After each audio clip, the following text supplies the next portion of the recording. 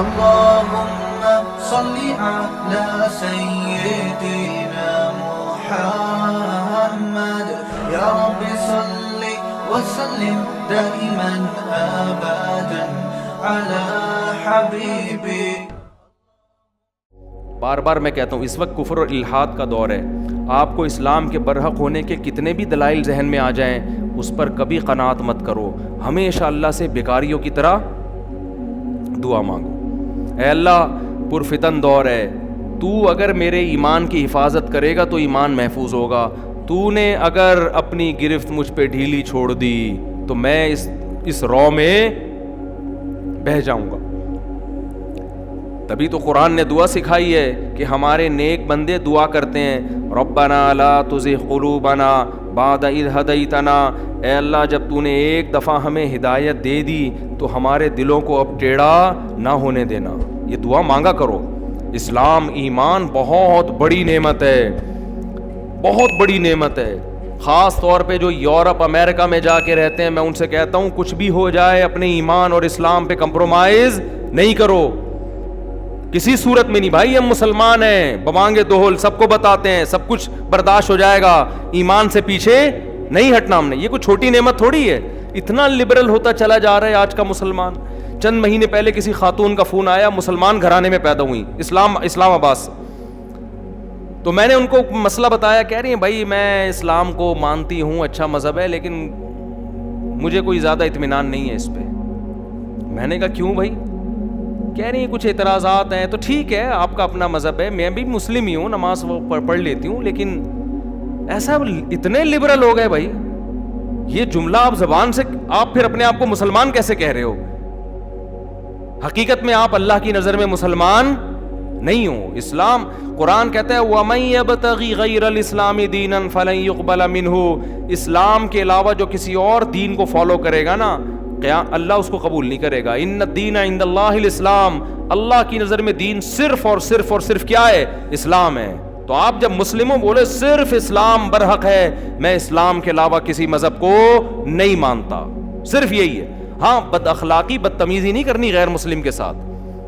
اسی وجہ سے ہم لوگوں سے کہتے ہیں آپ غیر مسلموں سے اچھا سلوک کرو, ان کی مذہبی رسومات میں شرکت مت کرو. کھلاؤ پلاؤ ٹھیک ہے, ہدیے دو ان کو, مذہبی رسومات میں شرکت نہیں ہوگی. اتنا لبرل نہ بن جاؤ کہ ان کی کرسمس میں آپ ان کے ساتھ شرکت کر رہے ہو, آپ ان کی ہولی میں, کیونکہ یہ مذہبی رسم ہے.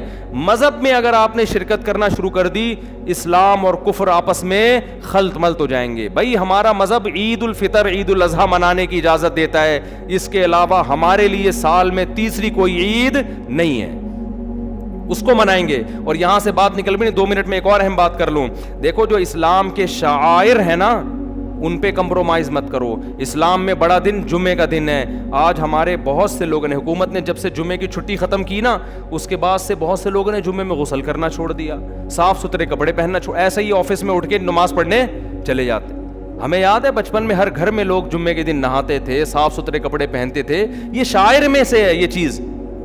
مسلمان جمعے کا دن مناتا ہے, اس کو تعظیم دیتا ہے. یورپ میں جا کے پتہ ہی نہیں چلتا لوگوں کو آج جمعہ ہے کہ ہفتہ ہے کہ اتوار ہے. بھائی آپ غیر مسلم کنٹری میں جاؤ, رہو, کماؤ, ہم منع نہیں کرتے. جمعے کے دن یہ ثابت تو کرو کہ مسلمانوں کا یہ دن کیا ہے, بڑا دن ہے. نہاؤ دھو, جمعے کی نمازوں کے لیے جاؤ.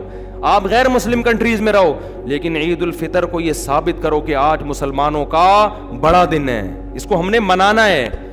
عید کے دن بھی پوستیوں کی طرح پڑے ہوئے سو رہے ہوں گے بعض لوگ, کوئی پتہ ہی نہیں چلتا. نہانا بھی بعض لوگوں نے چھوڑ دیا عید کو. ہم پہلے تانا دیا کرتے تھے کہ عید کے دن نہاتا ہے یہ آدمی بس, اب وہ تانا بھی کس کو دیں گے ہم جا کے. تو شاعر جو ہے نا اسلام کے, ان کو اپنے بچوں کو بھی سکھاؤ. جب عید کا دن ہو بچوں کو بتایا کرو بیٹا نہا دھو کے کچھ آج ذرا منہ نا جو دکھڑے لے کے بیٹھے ہوئے ان کو تھوڑا سا ہلکا کرو. آج خوشی کا دن ہے, تھوڑا سا خوشی مناؤ آج بیٹھ کے. خیر کہاں سے کہا, بس یہ ختم ہو رہا ہے, یہ واقعہ بھی ختم ہو گیا. تو اللہ تعالیٰ کہتے ہیں یوسف علیہ السلام نے کیا دعا مانگی, توفنی مسلمن, اے اللہ مجھے مسلمان بنا کے موت دینا, والحقنی بالصالحین, اور مجھے نیک لوگوں میں شامل کر لے. اس کا مطلب میرے علاوہ بھی بہت نیک لوگ ہیں تو مجھے بھی ان میں. اور آج کچھ لوگ ایسے تبلیغ کرتے ہیں جیسے یہ 4-6 آدمیوں کے علاوہ دنیا میں کوئی نیک ہے نہیں. وما اکثر آگے اللہ اس صورت کو ختم کر کے کیا فرماتے ہیں؟ ذالک من انباء الغیب، اے نبی یہ غیب کی خبریں ہیں، نوحیہ الیک جو ہم آپ کو بتا رہے ہیں، وما کنت لدیہم اذ اجمعوا امرہم، آپ وہاں موجود نہیں تھے جب وہ تدبیریں کر رہے تھے کہ یوسف کو ہم نے کنویں میں ڈالنا ہے، آپ اس وقت موجود نہیں تھے، لیکن یہ آپ کی نبوت کی دلیل ہے، واقعہ آپ ایسے بیان کر رہے ہیں جیسے آپ نے خود اپنی آنکھوں سے دیکھا، حالانکہ آپ کے ہاتھ نے کبھی ایک لکیر نہیں کھینچی، آپ یہود و نصارہ کے ساتھ اٹھے اور بیٹھے نہیں ہیں۔ تو یہ تو تورات اور انجیل کے واقعات ہیں جو تورات اور انجیل سے بھی زیادہ اچھے انداز سے آپ بیان کر رہے ہیں۔ تو اب ہونا یہ چاہیے تھا کہ یہودی ایمان لے آئیں، غیر مسلم ایمان لے آئیں، لیکن قرآن کہہ رہا ہے وما اکثر الناس ولو حرصت بمؤمنین، اے نبی آپ میں کتنی حرص پیدا ہو جائے ایمان کی، لیکن اکثر لوگ پھر بھی ایمان نہیں لائیں گے۔ کیوں؟ کیا اس دعوت میں کمزوری ہے؟ کیا اللہ کی نشانیوں میں کمزوری ہے؟ اللہ کہتے ہیں نا نا نا نا، وَكَأَيٍّ مِّنْ آیَةٍ فِي السَّمَاوَاتِ وَالْأَرْضِ، یہ تو یوسف کا ایک واقعہ ہے، زمین اور آسمان میں لاکھوں کروڑوں نشانیاں ہیں جن کو یہ صبح و شام اپنی آنکھوں سے دیکھتے ہیں، وَهُمْ عَنْهَا مُعْرِضُونَ، اور کنی کترا کے نکل جاتے ہیں، اعراض کرتے ہیں صبح و شام۔ آج میں عصر کے بعد مجھے نا پرندے پالنے کا شوق ہے، مور ہمارے ایک دوست نے پالا ہوا، میں گیا، اتنے خوبصورت پر اس کے، اتنی لمبی جیسے کوئی بنارسی کی ساڑی پہنی ہوئی ہوتی ہے نا کسی نے خوبصورت ڈیزائننگ والی، اور پھر وہ مور جب اپنے پروں کو پھیلا کے کھڑا ہوتا ہے ایسا لگتا ہے کسی نے پینٹنگ کی ہے، پینٹنگ کی ہے۔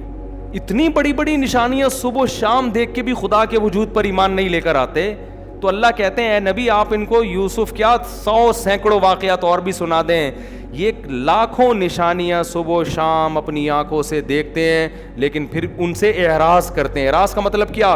اپنا مطلب تو حاصل کرتے ہیں، جب مور دیکھیں گے ڈاکومنٹری بنا کے یوٹیوب پہ ڈال دیں گے، اس کا بزنس شروع کر دیں گے، یہ سارے کام تو ہوں گے، ایک مور کو دیکھ کے بولیں گے 1 مور، ایک اور مور چاہیے، ایسا ایک اور چاہیے، لیکن اس کو دیکھ کر خدا پر ایمان لانا کہ خدا، آپ جاؤ صحرائی علاقوں میں نا پرندے بڑے خوبصورت ہوتے ہیں، یہ جو سرخاب ہے بلوچستان کا سرخاب دیکھو آپ کبھی، صحرا ہیں، پہاڑ ہیں، پانی نہیں ہے، گھاس پھوس نہیں ہے، سرخاب ایسا لگتا ہے پتہ نہیں کتنے سال بیٹھ کے اس کے پروں میں کسی نے پینٹنگ کی ہے، کئی سالوں کا کام ہے پھر جا کے یہ آیا ہے۔ اور مور کے پروں پہ جب روشنی پڑتی ہے نا سورج کی، الگ سے ریفلیکٹ ہوتی ہے وہ اس کی لائٹ، وہی اپنے پروں کو پھیلا کے کھڑا ہوتا ہے۔ کوا کیوں نہیں کر لیتا یوں ایسے پر ہے بھائی؟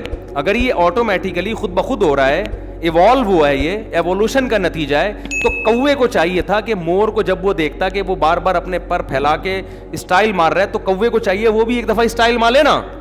کوے کو پتا ہے میرے پروں کے اسٹائل میں کوئی ویلیو نہیں ہے، نہ میری آواز میں دم ہے، میں کائیں کائیں کروں گا پبلک کہے گی خاموش ہو جا۔ مور جب بولتا ہے تو کتنا خوبصورت بولتا ہے، کیا پیاری آواز نکلتی ہے اس کی۔ تو اللہ کہتے ہیں یہ بہت ساری نشانیاں ہیں جن کو یہ صبح و شام اپنی آنکھوں سے دیکھتے ہیں لیکن ان سے اعراض کرتے ہیں۔ افامنوا ان تاتیہم غاشیۃ اللہ، اللہ کہتے ہیں کیا تم اس بات سے بے خوف ہو گئے کہ اللہ کا عذاب تم پر آسمان سے آ جائے؟ اللہ بھی نشانیاں دکھا رہے، عذاب بھی دکھا سکتا ہی سبیلی، پھر بھی اگر یہ ایمان نہ لے کر آئے تو اے نبی آپ ان کو کہہ دیں قل ہذہ سبیلی، میرا تو یہی راستہ ہے۔ کیا راستہ ہے؟ ادعو الی اللہ، میں لوگوں کو اللہ کی طرف بلاتا رہوں گا، انا علی بصیرۃ، بصیرت کے ساتھ بلاؤں گا، انا میں بھی دعوت دوں گا، ومن اتبعنی، اور جو مجھے فالو کریں گے وہ بھی تمہیں لبرلزم سے، ایتھیزم سے اور ان تمام تحریکوں سے نکال کے کس کی طرف بلائیں گے؟ اللہ کی طرف۔ وسبحان اللہ، اور اللہ ہر عیب سے پاک ہے، وما انا من المشرکین، خدا کی طرف دعوت دینے والے اور بھی ہیں، ہندو بھی بھگوان کی طرف بلاتے ہیں، عیسائی بھی بلاتے ہیں، یہودی بھی بلاتے ہیں، لیکن میری جو دعوت ہوگی وہ خالص ایسے خدا کی طرف جس کے ساتھ میں کسی کو شریک نہیں کروں گا۔ آگے قرآن آخر میں کیا کہتا ہے؟ لقد کان فی قصصہم عبرۃ لأولی الالباب، ان واقعات میں عقل والوں کے لیے بڑی عبرت کا سامان ہے، اگر کوئی غور کرے عبرت حاصل کرے۔ ما کان حدیثا یفترا، یہ کوئی ایسا واقعہ نہیں ہے جس کو گھڑ لیا گیا ہو، ولکن تصدیق الذی، لیکن یہ واقعہ تصدیق کر رہا ہے ان کتابوں کی جو اس سے پہلے گزر چکی ہیں۔ کیا مطلب؟ تورات میں بھی ہے اور انجیل میں بھی، تو یہ قرآن تو انہی کتابوں کی تصدیق کر رہا ہے۔ وتفصیل کل شیء، اور اس نے ہر چیز کو کھول کھول کے بیان کر دیا۔ وہدن، اور یہ قرآن ہدایت ہے، گائیڈنس ہے۔ ورحمتن، اور رحمت ہے۔ لقوم یؤمنون، ان لوگوں کے لیے جو ایمان لانا چاہتے ہیں، جو ایمان لانا، جن کو چاہتا ہے نا کہ ہمیں دلائل ملیں تو ہم حق بات کو مانیں، تو ان کے لیے یہ قرآن ہدایت بھی ہے اور رحمت بھی۔ دیکھو بعض دفعہ آپ کو سیدھا راستہ بتا تو دیا جاتا ہے، لیکن وہ ہوتا بڑا خطرناک ہے، مسائل ہوتے ہیں۔ اللہ کہہ رہے یہ سیدھا راستہ بتائے گا، لیکن تمہیں ساتھ ساتھ بتا دے گا اس راستے میں تمہارے لیے رحمت بھی ہے۔ ایک بزرگ کی حدیث سنا کر، بات سنا کر بیان ختم کرتا ہوں۔ اسلام پر عمل کرنے میں نا دنیا میں بھی بڑی راحت ہے، بڑی مزے کی زندگی ملتی ہے۔ قرآن نے بھی کہا، میں جب ایک حدیث سنتا تھا کہ دنیا سجن المؤمن، دنیا مومن کا قید خانہ ہے، تو حقیقت ہے مجھے بڑا اشکال ہوتا تھا کہ دنیا تو مومن کے لیے ایک بڑی راحت کی جگہ ہے، کیونکہ آپ اگر اسلام کو فالو نہیں کرتے، ٹینشنیں ہی ٹینشنیں، آپ شراب پیو گے، آپ زنا کرو گے، آپ کی زندگی سے طہارت اور پاکیزگی ختم۔ تو میں سوچتا تھا یہ حدیث کا مطلب کیا ہے؟ تو میں نے ایک بڑے عالم بزرگ صدیوں پہلے گزرے، نام ان کا ذہن میں نہیں، ان کا قول سنا۔ وہ کہتے ہیں مجھ سے ہر حدیث حل ہو گئی ہے، ہر حدیث کی شرح میں نے کر لی ہے، ہر حدیث کا مطلب مجھے سمجھ میں آ گیا ہے، لیکن مجھے اس حدیث کا مطلب سمجھ میں نہیں آیا کہ دنیا مومن کے لیے قید خانہ کہاں سے ہو گئی؟ مومن ہی کے مزے ہیں اس دنیا میں، کیونکہ جو صحیح زندگی اسلام کے ساتھ نہیں گزارتے نا، آپ ان کی زندگیوں کا حشر دیکھو جا کے، عجیب باولے ہوئے بنے پھر رہے ہیں، وہ پاگل ہوئے ہوئے ہیں وہ۔ اور جو مذہبی لوگ ہیں آپ ان کی لائف دیکھو کہ وہ بہت سکون میں ہوں گے۔ تو میں نے کہا کہ یار جب اتنے بڑے بزرگ کو اس حدیث کا مطلب سمجھ میں نہیں آیا تو ہمیں بھی اگر نہیں آیا تو کیا ہو گیا؟ بظاہر ایسا معلوم ہوتا ہے کہ یہ جو حدیث ہے کہ دنیا مومن کے لیے قید ہے، یہ ظاہر کے اعتبار سے دیکھنے میں ایسا لگتا ہے، کیونکہ پابندیاں ہیں نا۔ ارے جو قید میں ہوتا ہے وہ اپنی مرضی سے تھوڑی جہاں مرضی نکل، اس کو تو ٹائم پہ کھانا ملے گا، ٹائم پہ سوئے گا۔ تو یہ بظاہر قید خانہ ہے۔ بظاہر کا مطلب آپ شراب نہیں پی سکتے، آپ زنا نہیں کر سکتے، آپ کو نماز ٹائم پہ پڑھنی پڑے گی، رمضان کے روزے رکھنے پڑیں گے۔ تو حقیقت یہ ہے کہ یہ بظاہر قید خانہ ہے، لیکن حقیقت میں یہ مومن کے لیے قید خانہ نہیں ہے۔ یہ ایسی قید ہے جس میں لذتیں اور مزے ان لوگوں سے زیادہ ہیں جو قید سے آزاد ہیں، کیونکہ جب آپ بے لگام ہو گئے نا اور ہر خواہش کو پورا کرنے کی ٹھان لیا آپ نے، تو پھر آپ کا سکون برباد۔ دیکھ لو جا کے ڈپریشن کی بیماریاں کن لوگوں میں زیادہ ہیں، ٹینشنیں کن میں زیادہ ہیں۔ اور ادھر یعقوب علیہ السلام کو کتنی ٹینشنیں ملی ہیں، کتنی، اس کے باوجود بھی کس میں ہیں؟ امیدوں میں، راحت میں، کہ میرا اللہ وہ کچھ کرتا ہے، میں اللہ کے بارے میں وہ کچھ جانتا ہوں جو تم نہیں جانتے۔ تو امیدیں، ورنہ کسی اور کے ساتھ ایسا ہوتا وہ تو لٹک کے دنیا داروں کے ساتھ ہوتا، وہ تو ڈپریشن میں جا چکا ہوتا۔ اول تو ہوتے ہی نہیں بچے اتنے، اس کے پہلی بات تو یہ بچوں کی خوشیاں ہی دیکھنا نصیب نہیں ہوتی، اس کو کیا پتا کہ بھائی کیا ہوتے ہیں، بیٹے کیا ہوتے ہیں، 11 ستارے کیا ہوتے ہیں، شمس و قمر کیا ہوتے ہیں۔ کہتا ہے یار بس ایک 50 سال میں ایک لڑکی کو گرل فرینڈ بناتا اور پھر بچے اس کی ابا اماں کی آپس میں شادی کرا دیتے۔ ایسا ہوا ہے، بچوں نے کیا کرائی ہے؟